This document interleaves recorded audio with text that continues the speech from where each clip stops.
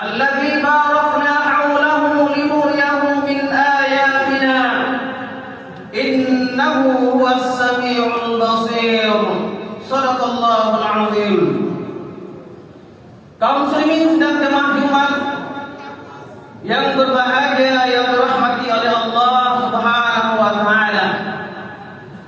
Bersyukur kita kepada Allah Subhanahu wa taala sampai saat ini kita masih diberikan oleh Allah Subhanahu wa taala kesehatan zahir dan batin, sehingga kita bisa melaksanakan kewajiban kita sebagai hamba Allah yang mukallaf, yakni melaksanakan salat fardu Jumat berjamaah. Semoga semua ibadah yang kita laksanakan pada hari yang mulia ini, pada hari bertemunya dua keberkahan yang agung, pada hari ini bertepatan pada tanggal 27 Rajab, dan pada hari ini adalah hari Sayyidul Ayyam, yakni hari Jumat yang penuh barokah. Semoga kedua berkahan yang Allah berikan pada hari ini kita dapatkan. Semua ibadah yang kita laksanakan senantiasa diberikan pahala yang berlipat ganda sesuai dengan tingkatan dan tahapan niat keikhlasan hati kita masing-masing. Salawat dan salam junjungan kita baginda Rasul Sayyidina Muhammad sallallahu alaihi wasallam. Semoga salawat dan salam kita menjadi wasilah untuk mendapatkan syafaatnya di yaumul qiyamah. Nabi sallallahu alaihi wasallam dalam banyak hadis menjelaskan tentang bagaimana kelebihan umatnya yang memperbanyak selawat kepada Rasulullah sallallahu alaihi wasallam. Di antaranya Nabi pernah menyatakan dalam hadisnya, sebaik-baik umatku dan sebanyak-banyak umatku yang mendapatkan syafaatku pada hari kiamat kelak adalah mereka yang paling banyak membaca salawat kepadaku. Maka oleh karena itu, seyogyanya kita senantiasa memperbanyak salawat kepada Rasulullah sallallahu alaihi wasallam dalam setiap kesempatan. Dan mudah-mudahan salawat kita kepada Rasul sallallahu alaihi wasallam menjadi asbab untuk kita mendapatkan rahmat serta ridho dari Allah Subhanahu wa taala. Nabi pernah menyatakan, "Man shalla 'alayya salatan wahidatan fa sallallahu 'alaihi biha 'ashara." Barang siapa yang berselawat kepadaku satu kali, maka Allah akan membalas selawatnya 10 kali. Wa man shalla 'alayya 'ashara fa sallallahu 'alaihi biha 100 marrah.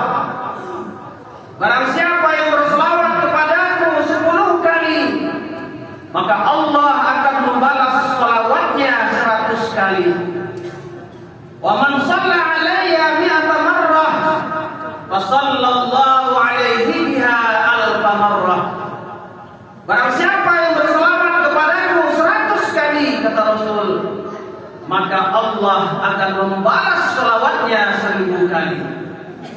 Maka para ulama hadis mensyarahkan makna selawat Allah kepada kita hambanya yang beriman bermakna rahmat.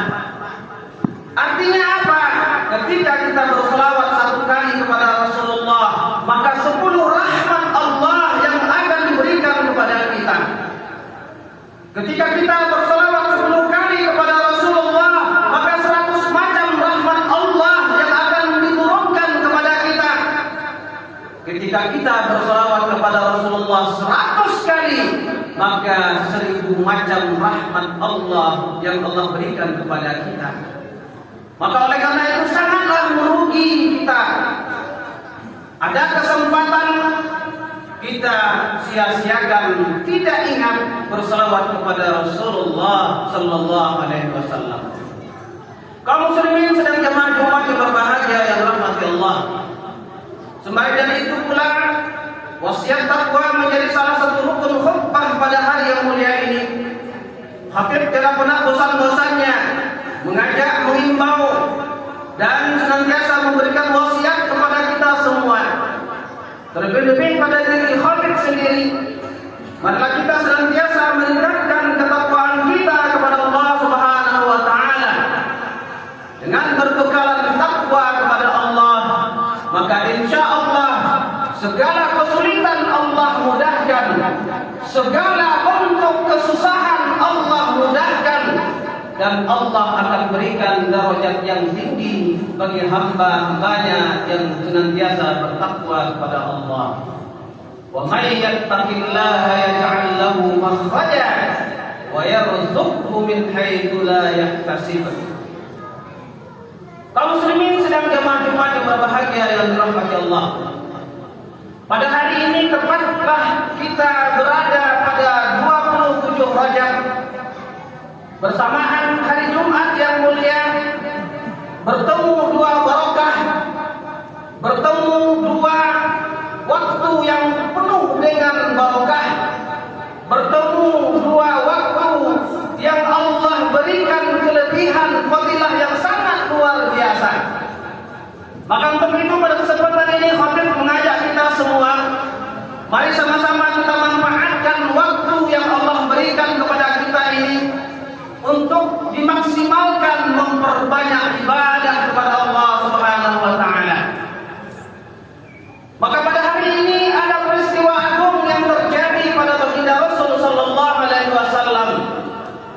Setelah Nabi melewati masa-masa sulitnya, setelah Nabi melewati masa-masa penuh dengan duka citanya, yakni wafatnya tulang punggung dakwah beliau.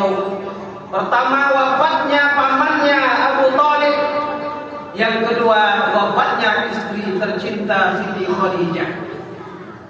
Setelah wafat kedua orang yang senantiasa mendukung dakwah beliau dalam memperjuangkan Islam, Rasul pernah berangkat ke Yasrib, ke Taif, dan pada saat beliau berada di Taif bukan disambut, malahan diberikan lemparan-lemparan yang menyebabkan Rasul terluka.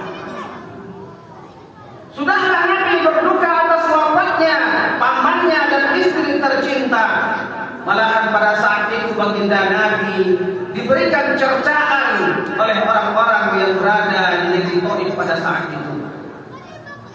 Maka dengan penuh rasa duka cita Allah memanggil baginda Nabi untuk menghibur rasa duka itu, yang pada tahun itu disebut dengan Amul Huzni, tahun duka cita. Maka tepatnya pada tanggal 27 Rajab Allah memanggil baginda Nabi dengan peristiwa Isra wal Mi'raj. Maka peristiwa Isra wal Mi'raj baginda Nabi sallallahu alaihi wasallam adalah salah satu mukjizat besar yang Allah berikan kepada baginda Nabi yang tidak diberikan kepada Nabi sebelumnya. Maka sangat banyak peristiwa-peristiwa yang terjadi pada baginda Nabi sallallahu alaihi wasallam pada saat terjadinya Isra wal Mi'raj yang menjadi pelajaran bagi kita, yang bisa menjadi panduan dalam kehidupan kita. Dalam Al-Quran surah Bani Israel jelas Allah sampaikan dengan kalimat yang sangat jelas untuk mudah kita cerna dan sangat mudah untuk kita pahami. Namun perlu kita senantiasa memahami secara bukan hanya sekedar tersurat, namun ada hal-hal yang tersirat di dalamnya. Dalam surah Bani Israel Allah Subhanahu wa taala berfirman, A'udzu billahi minasyaitonir rajim. Bismillahirrahmanirrahim. Subhanalladzi asra bi'abdihi lailan minal masjidil haram ilal masjidil aqsa alladzi barakna hawlahu linuriyahu min ayatina innahu huwas samiul basir. Ayat ini menjelaskan bagaimana peristiwa pelaksanaan Isra wal Mi'raj yang terjadi pada baginda Nabi sallallahu alaihi wasallam. Ayat yang pertama ini Allah awali dengan kalimat tasbih subhana. Kenapa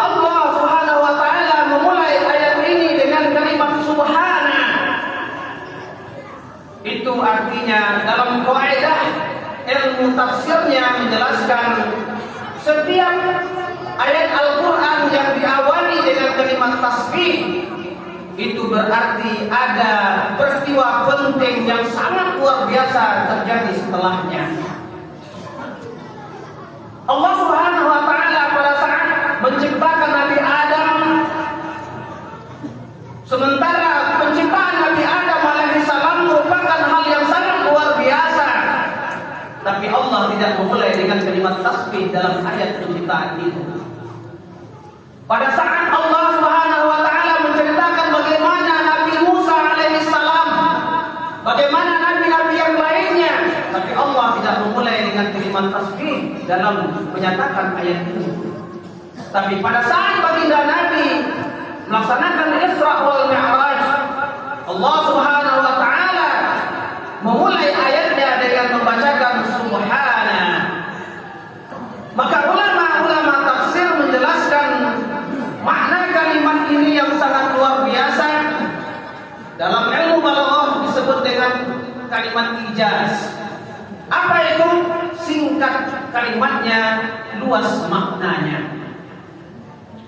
Kalimat subhanallah ada kalimat yang tersirat di dalamnya, yakni kalimat lafzul jalalah. Yang seyogyanya kalimat itu disempurnakan dengan kalimat subhanallahilladzi asra bi'abdi. Maha suci Allah yang telah memperjalankan hambanya. Maka pada kesempatan ini ada beberapa hal yang bisa kita ambil hikmah dari ayat ini. Pertama, Allah Subhanahu wa taala memulai dengan kalimat tasbih yang artinya peristiwa Isra wal Mi'raj ini adalah peristiwa yang sangat luar biasa. Kenapa luar biasa?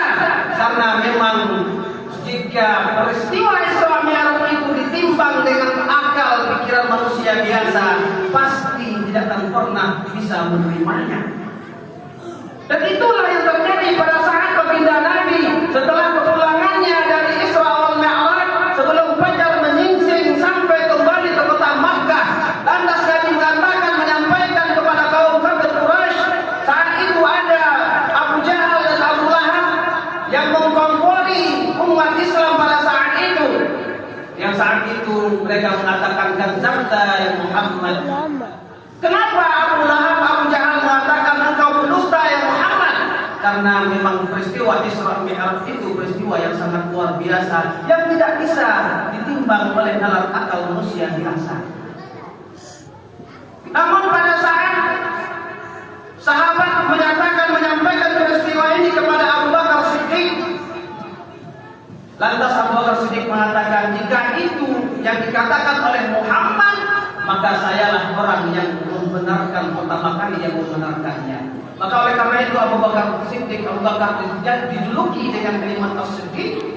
Kenapa? Karena beliaulah orang yang pertama membenarkan peristiwa Isra wal Mi'raj yang terjadi pada baginda Nabi sallallahu alaihi wasallam. Maka peristiwa Isra wal Mi'raj baginda Nabi sallallahu alaihi wasallam adalah peristiwa yang sangat luar biasa, yang tidak bisa diangkat, yang tidak bisa diterima oleh nalar akal manusia biasa. Maka bagaimana menerimanya? Yang bisa menerimanya adalah iman. Maka peristiwa sebelum terjadinya Isra wal Mi'raj, baginda Nabi sallallahu alaihi wasallam ada peristiwa pembedahan dada. Dalam kitab Hasyiah Abi Jamrah dijelaskan dalam hadis yang panjang riwayat Imam Bukhari. Dalam hadis itu dijelaskan, baina ada, kata Nabi SAW, pada saat itu saya berada di antara dua laki-laki bersandar di dinding Ka'bah. Maka pada saat itu datanglah malaikat Jibril membawaku ke telaga Zamzam. Lantas setelah sampai di samping telaga Zamzam, saya dibaringkan, kata Nabi. Selanjutnya saya dibedah dada. Setelah dibedah dada, kemudian dikeluarkan darah yang berwarna hitam. Maka malaikat Jibril mengatakan, hada min makani waswasis syayatin. Inilah tempat bersemayamnya was-was syaitan yang ada di tubuh manusia. Maka dikeluarkanlah darah berwarna hitam dari dada Nabi sallallahu alaihi wasallam. kemudian dibersihkan dengan air telaga Zam-Zam dan dibilas dengan air telaga Kausar yang dibawa oleh malaikat Jibril dari surga. Maka dalam kitab ini diriwayatkan peristiwa pembedahan dada Nabi Shallallahu Alaihi Wasallam semasa hidup beliau sampai 4 kali. Pertama, pada saat baginda Nabi berusia 4 tahun, pada saat beliau masih bersama saudara-saudara susunya dalam asuhan ibunda Halimatus Sa'diyah. Pada saat beliau berada di tempat pengembalaan kambing, datanglah malaikat Jibril bersama 2 malaikat lainnya dan mengambil Nabi SAW pada saat itu masih berusia 4 tahun dan membawa ke pinggiran tempat pengembalaan. Setelah terjadi itu, saudara-saudara sesusu baginda Nabi berlarian pulang ke rumah mengadu kepada Halimatus Sa'diyah, "Wahai ibunda, Muhammad ditangkap oleh orang yang tidak kami kenal." Dan pada saat itu Halimatus Sa'diyah dan orang lain tidak tahu bahwa Muhammad ini adalah seorang nabi. Ini peristiwa pertama pembedahan dada Nabi Sallallahu Alaihi Wasallam. Kemudian yang kedua, pembelahan dada Nabi indal baligh, pada saat beliau beranjak dewasa berusia 15 tahun. Dan yang ketiga, indal risalah, pada saat Nabi berusia 40 tahun sebelum menerima wahyu nubuwah. Dan yang terakhir sebelum melaksanakan Isra wal Mi'raj. Maka dari peristiwa pembelahan dada Nabi Sallallahu Alaihi Wasallam, pelajaran apa yang bisa kita ambil? Pertama, Nabi Sallallahu Alaihi Wasallam dibelah dadanya bukan karena kotor. Kenapa? Karena Nabi itu maksum dari kecil, sejak lahirnya sampai wafatnya tidak pernah berdosa, karena Nabi itu maksum, suci dari dosa dan kotoran.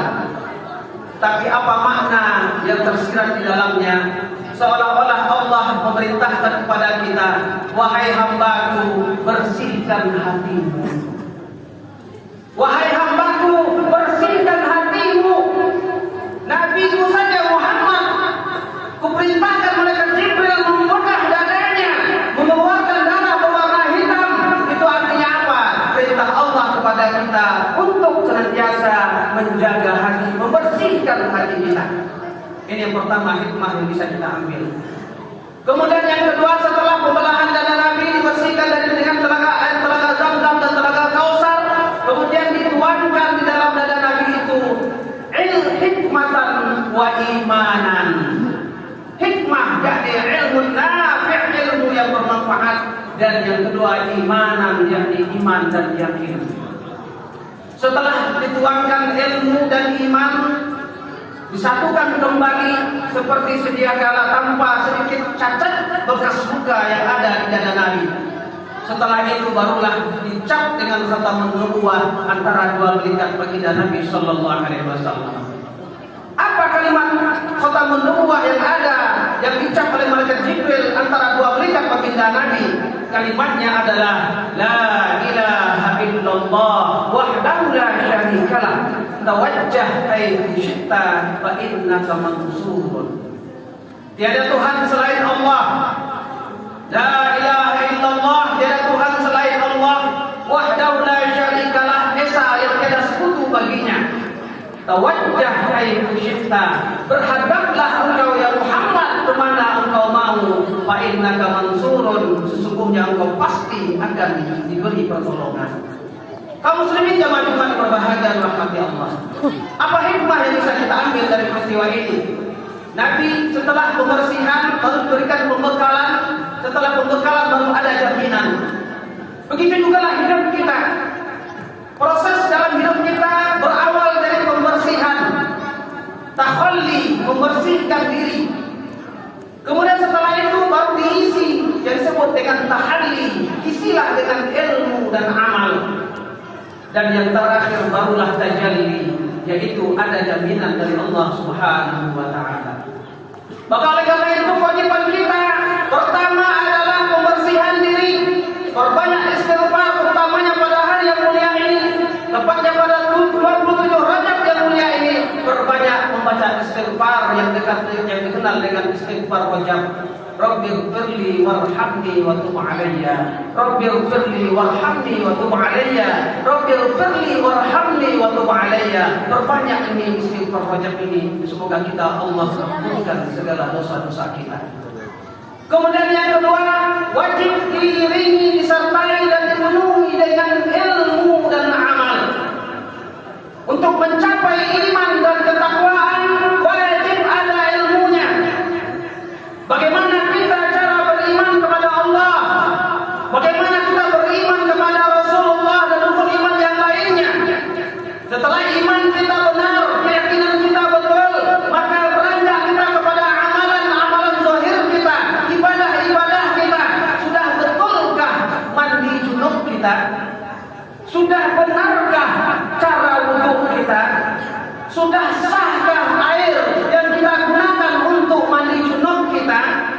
Sudah sahkah air yang kita gunakan berwudhu kita? Sudah betulkah, sudah sempurnakah rukun sholat kita? Maka semua itu jawabannya adalah ilmu.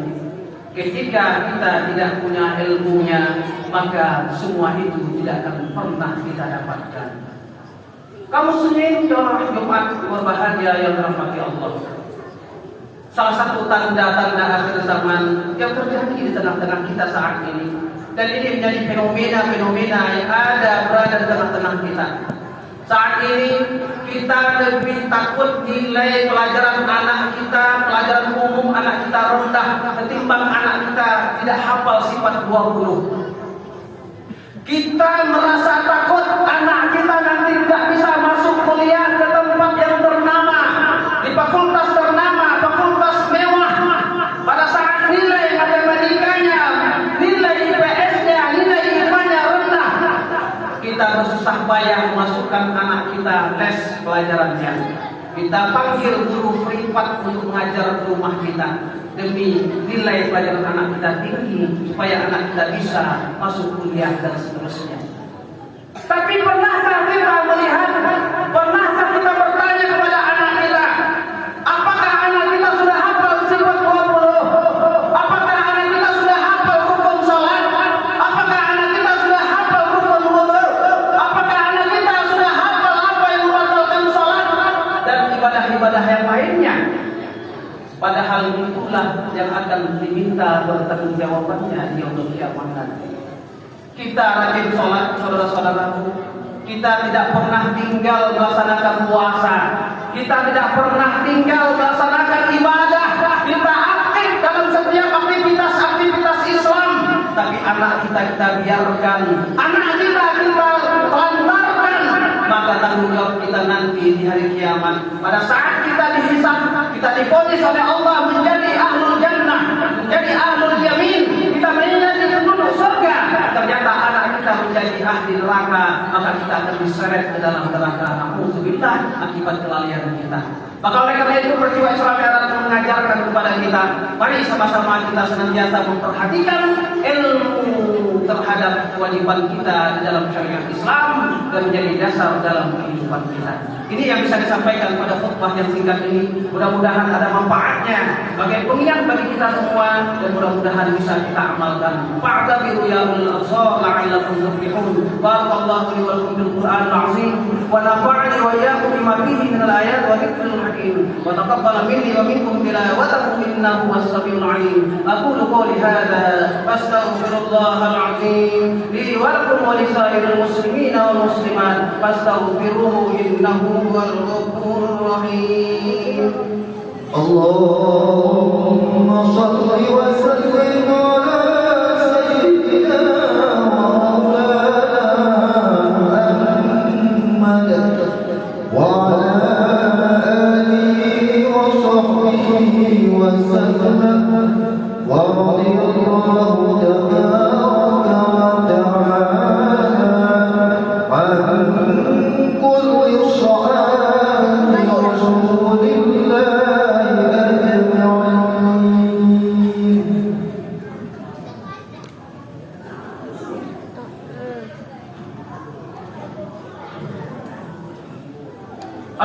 rasulillah.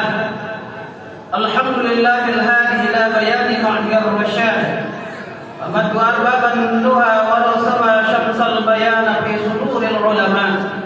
أشهد أن لا إله إلا الله وحده لا شريك له، وأشهد أن محمدا عبده ورسوله لا نبي بعده. اللهم لا سهل إلا ما جعلته سهلا، وأنت حي يا قيوم تجعل الحزن إذا شئت سهلا. رب يسر ولا تعسر، رب تمم بالخير، ولا حول ولا قوة إلا بالله العلي العظيم.